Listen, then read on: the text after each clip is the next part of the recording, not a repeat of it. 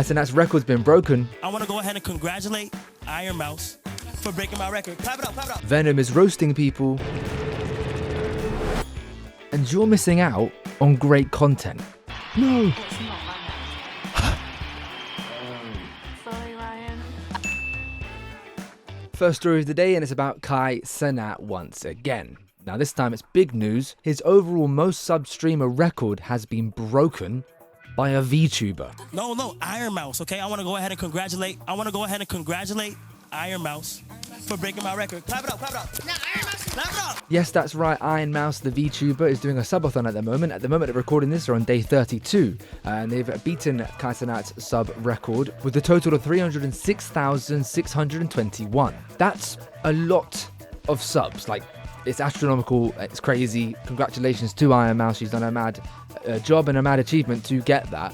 But beating Cenat's record, and everyone knows Cenat is the biggest streamer pretty much. So it's a mental thing that this VTuber has beaten this record. I said in the last Floppy's findings, Cenat is currently doing some basketball stuff on his stream. And he said he's going to quit doing that and go back to streaming properly to win this record back. Wait, Kai, is that official breaking news that you are retiring from your career as a professional basketball player? Yes, I'm going back to streaming, and I'm glad I get to go back to streaming because I got a new goal I got to get. I don't really know how Iron Mouse has done this. And that's what I wanted to talk about. I'm really, really intrigued about a VTuber managing to accomplish this. Now, you might be thinking, what are you on about? First of all, as a little side note, I don't really understand VTubers. I understand why you would want to do it. You know, you're covering your face, you might not want to show your identity, things like that, fair enough.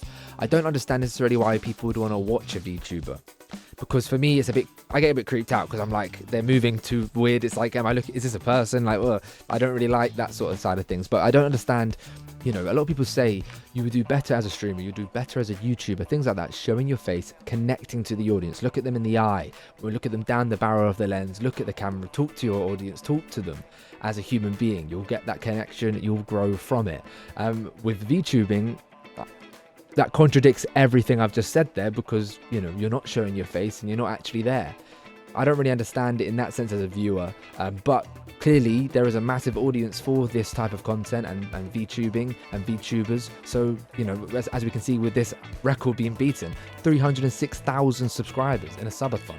It is genuinely crazy. They've been going for a month doing this subathon as well. But what it did show me as well that, you know, as I just said, there's a different audience for a different type of content. And I've never heard of Iron Mouse. I don't check out this sort of content.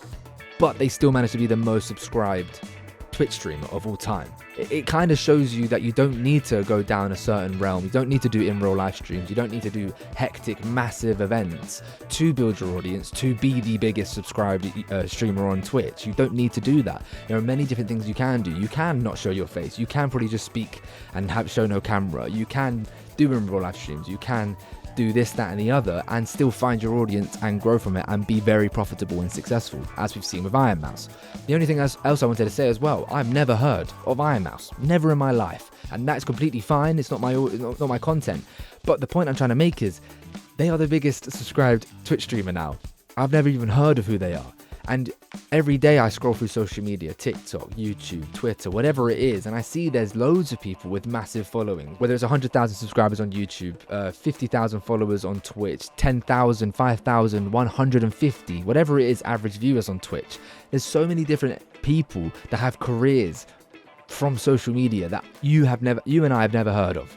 Okay, so this idea that if you're not Mr. Beast, you won't make it. If you're not Cenat, what's the point? If you're not IShowSpeed, don't carry on doing it. No, there's many people who have careers, full-time careers with a much less audience or just as big, but you've never heard of them. It's mental. There's so many people doing it, and that gives me confidence and should give any other small content creator confidence in this pursuit that we're on, that you should keep on going, okay? Because I've never heard of Iron Mouse. You've probably never heard of Iron Mouse, but now they've beaten Cenat, that everyone's heard of's record.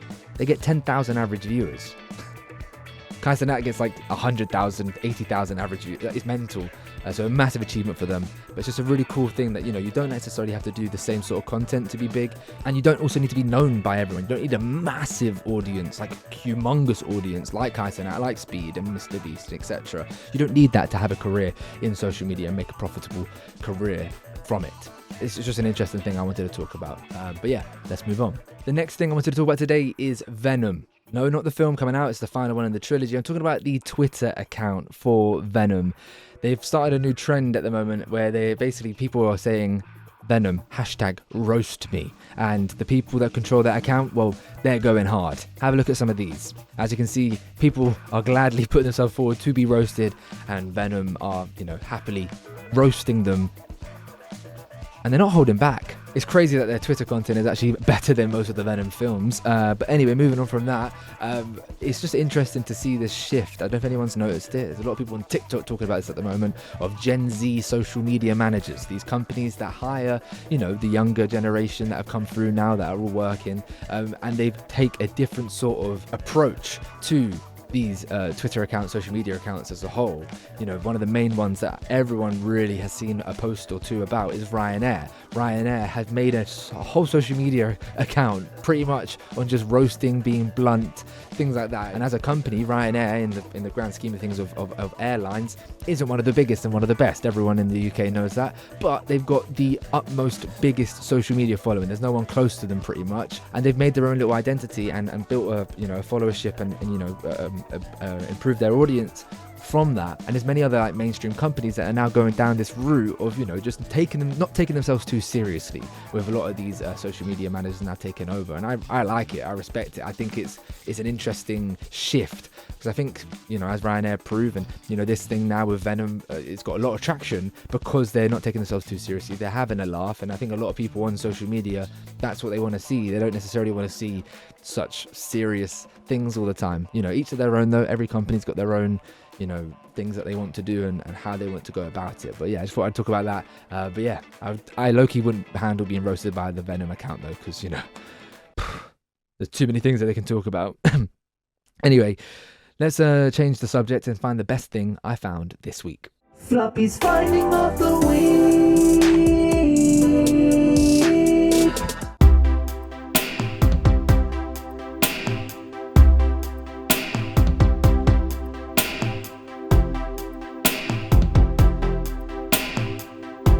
Floppy's finding of the week. Finishing today, and I actually haven't mentioned it yet, I stream on Twitch if you didn't know that. The link is in the bio if you want to join us for live content, whether it's a show or a game that we're playing with the community, whatever it is. There's so much stuff going on there that you don't want to miss. And that's actually what this part of Floppy Findings is. It's a cheeky plug, because I've actually started posting on a second channel now a lot more frequently than I did in the past, just highlighted moments from that Twitch stream. So if you're not sure if you want to join the Twitch stream, well, try out the channel first, have a little look, have a little gander, see if you like what you see, and then join us live. I promise you will not regret it. There's so many people. We've got a wonderful community.